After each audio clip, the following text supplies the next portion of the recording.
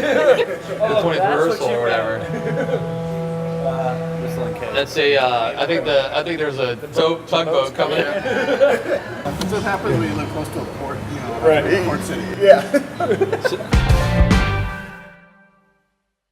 Talk about that switch from, oh, this is just a personal project where it's the two of us, to now we need other people to play.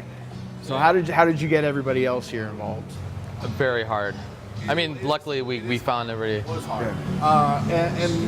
We didn't start out thinking that way. I don't think when we were recording we had any notion of how will we play this live. It never really crossed our minds.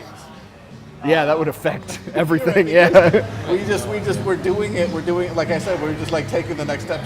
So we recorded these songs. We have the CD, and we're like, oh, then we have to. Should we actually play this? How the heck are we going to do that?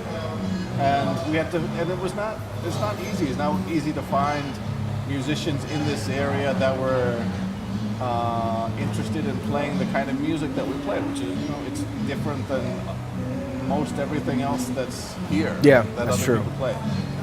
So it was difficult to find musicians that were interested. Yeah, I mean, I hate doing it. I hate asking some people to play for us or play our music. I mean, why would they want to do it? They weren't even part of the process. You know what I mean? And it was like, I didn't want to. I was like, I just hated looking. I didn't want to ask. These guys were already in bands. I didn't know Nathaniel at the time. The whole way, actually. You were the only one that I knew would do it. Because you weren't with the band. Right, yeah.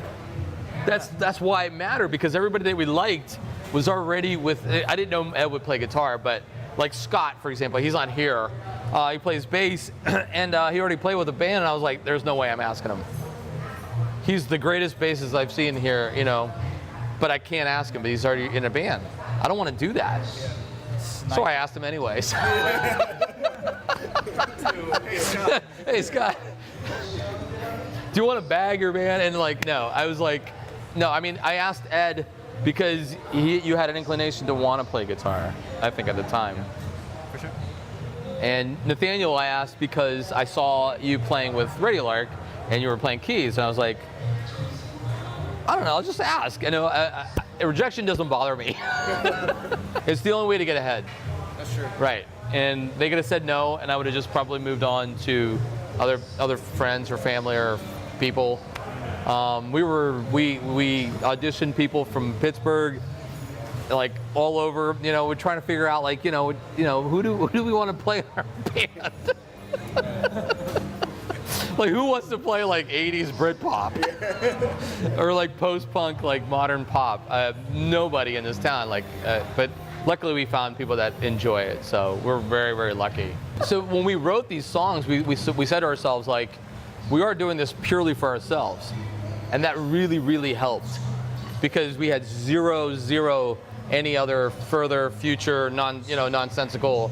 We want this to be blown up or whatever and whatever. Yeah, well, yeah. I mean, I like the music. That helps. I like mixing. I learned that. I like to do that whole process of piecing. A painter would I don't know colors, so they know how to put colors together. A mixer would know how to sort of mixing. I do it for myself. How people have their own little studios in their house, an art studio. They have things. They just make things and they throw it up on the wall. They don't need to throw it out in the world. They just do it, I just had it because I like recording. Yeah. And I just did it myself. I don't want to do anything else. It's a lot of work. You just saw. This is ridiculous. Well, I told him though after we did that first song, when you take the trouble to create something, you could do that. You could just put it up on your own wall and appreciate it. But really, what you want as an artist, once you create something, is to have it.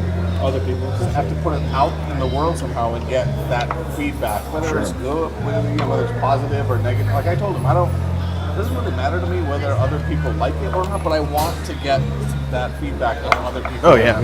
Yeah. Do you guys feel the same way about it in terms of music? And does it matter that other people need to hear it, or do you guys just do it for yourself? That's interesting. I don't know. I mean, I don't want to speak for Eddie, but our background is, I think, a little different, so our perspective is different. We both went to music school several times. Yep. And so it's I don't know, it's different. It feels more like, I don't know, it's sort of hammered into you in a way that, for me at least, the struggle is finding the fun in it, because it's become so habitual that it's difficult to find. Why did I do this in the first place? I can't remember. Oh yeah, that's like every once you have those moments where like, oh, that's why. I don't know. Yeah, no, I feel the same way, and music, it's become my job. So a lot of times it is that, like, it just doesn't really matter. It's work, so I just do it, and I do love doing it. But yeah, and that's one of the reasons why I really enjoy playing the Spy Convention, because I'm not normally a guitar player. Right. Yeah. I'm a drummer, so this is like giving me that fun opportunity and like something new to kind of do and really focus my attention to. And like guitar has become my favorite thing lately. Obviously, I'm still a drummer, and like that's always going to be my first natural inclination. But this has become like the fun sort of be a different person. And that's what you just said that. Like, what is fun in it anymore? And you have to sort of create it or find it yourself. That's pretty interesting. Well, and the music's good. It's That helps, accessible. yeah. When you're rehearsing, it's not like you're working it. You're playing it because you're enjoying it, so it makes it more fun. And the time, actually, rehearsals go pretty quick. When we fly through a set, and I'm like, wow, we're done already. Yeah. Because I enjoy it. I like hearing it. Yeah. And to me, I figure if I like hearing it, I'm pretty calm. And if I'm liking what I'm hearing, other people will appreciate it too. And most people do. Nice. The feedback I've gotten has all been positive about the music. So That's a good point. Like, if you like it, it'll translate. Yeah, right. As we play live. Right, Yeah. exactly, yeah. Yeah. You can tell when we're having a good I think time, yeah. something's going wrong, yeah. We're still working shit out. That's for. I'm sorry. Yeah, we're still working stuff out. Yeah, that's for sure.